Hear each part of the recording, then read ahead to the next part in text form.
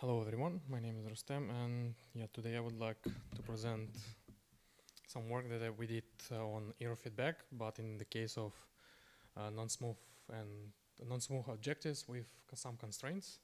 So this is a joint work with Yarden and Ilias from ETH.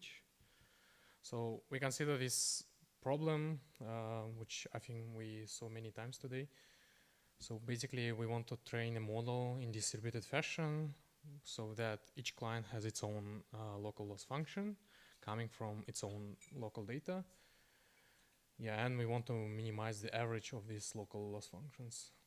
And in the setting that we consider here is that the loss function f is convex and non-smooth. But importantly, since the main motivation for this work was coming from the reinforcement learning, we also have constraints, and this is like a functional constraints. So each client has also not only the local loss function, but also the constraint GI. And our goal is to make the average constraint smaller than 0. So again, then we talk about distributed setting, right? Then we have many clients. The communication becomes a bottleneck.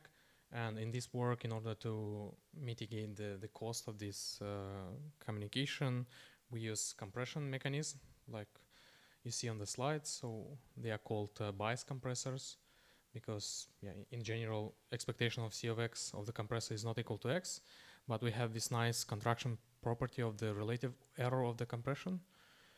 And you can see that, for example, top k is one of the classic examples, such that we preserve k largest in magnitude elements of the input and 0 of the rest.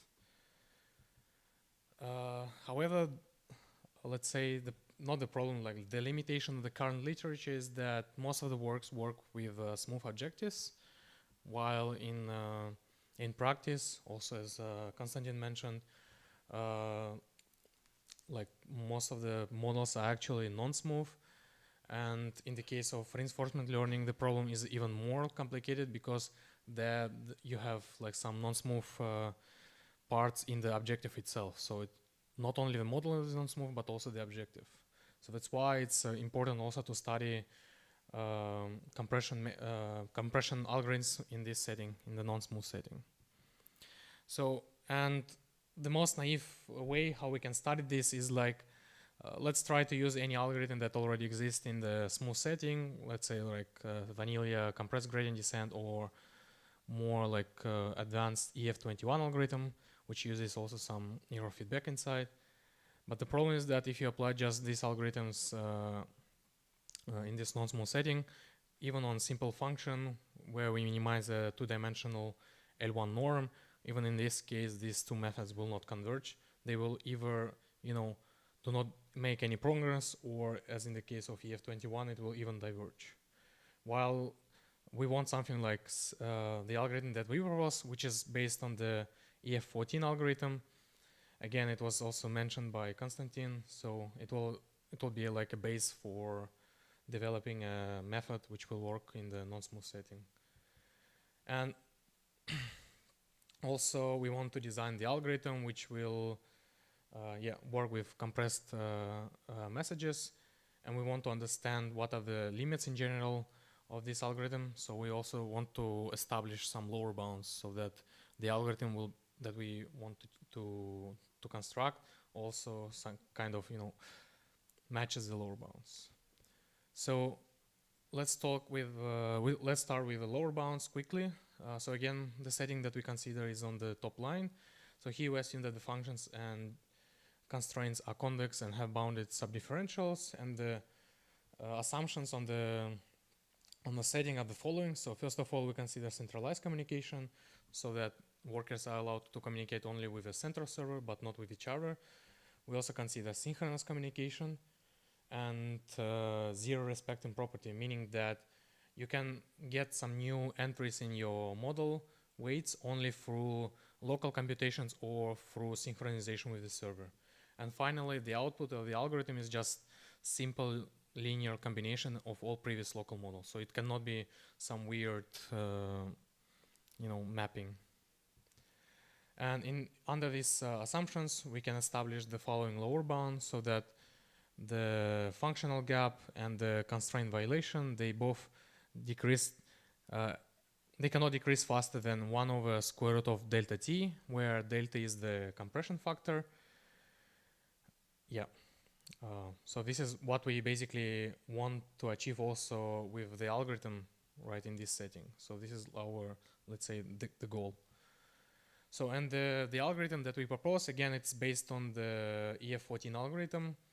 So here on the, it's actually supports even bidirectional compression, so we can press messages only, not only from clients to the server, but also from the server to the client. So it's more general. But importantly, yeah, on both sides, we will use error feedback. And the second part, in order to handle the constraints that we have, what we will do is that we will dynamically switch between subgradients of the local loss functions fi and subgradients of the constraint violations gi. So depending on the value of the constraint violation c, which we'll allow, and it's usually coming from the application that we have. Yeah, and depending on the value, so if the constraint violation is okay for us, then we compute the subdifferential of the local loss function. Otherwise, we compute the subdifferential of the constraint. Yeah, and what we can achieve for this algorithm is the following upper bound. So as you can see, in the case, in the case then we don't have any compression on the server, so delta S, the compression factor on the server, is 1. The rate that we achieve is the same as the lower bound that I presented before. Yeah, importantly is that the analysis is extended to a more general setting where we also have constraints and also bidirectional compression.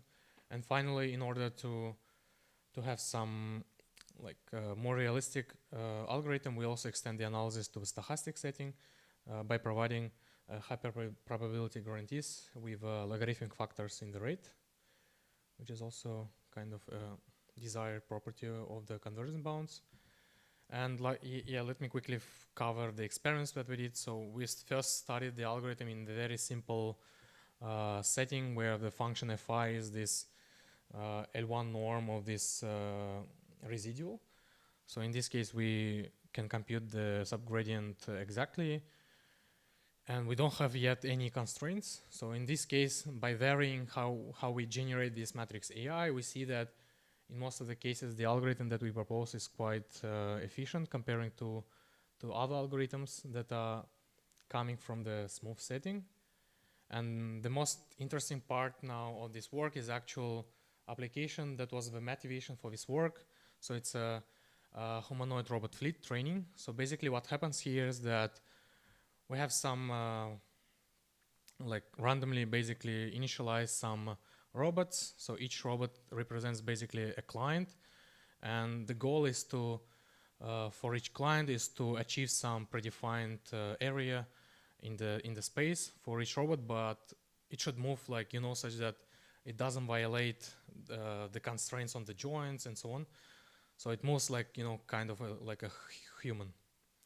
And what we achieve in this experiment is that if we take the naive algorithm, which doesn't care about the compression, so it's this blue line, dark blue line, what you see is that it's quite slow in terms of the communication, but it doesn't violate the constraint budget that we have. So it's good, but it's not as fast as we want.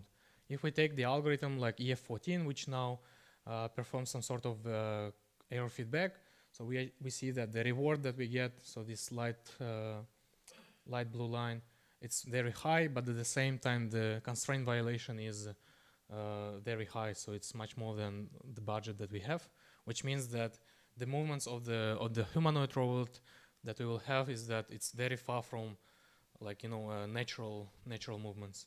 And in the end, and also the EF21 algorithm, it kind of has the same behavior as we saw in the minimizing the L1 function, right? So we see that we can optimize it up to some point, but then the reward, the average reward drops down almost close to 0. But we have kind of the opposite behavior for the constraint violation. So the constraint violation is not satisfied in the beginning, but then it goes down to 0, which means that the training is failing. And the algorithm that we propose, we see that it doesn't achieve as the same reward as EF14, but at the same time, the constraint violation is much more better. Yeah, we have also some quick ablations, but due to time constraints, let me skip them. Yeah, that's it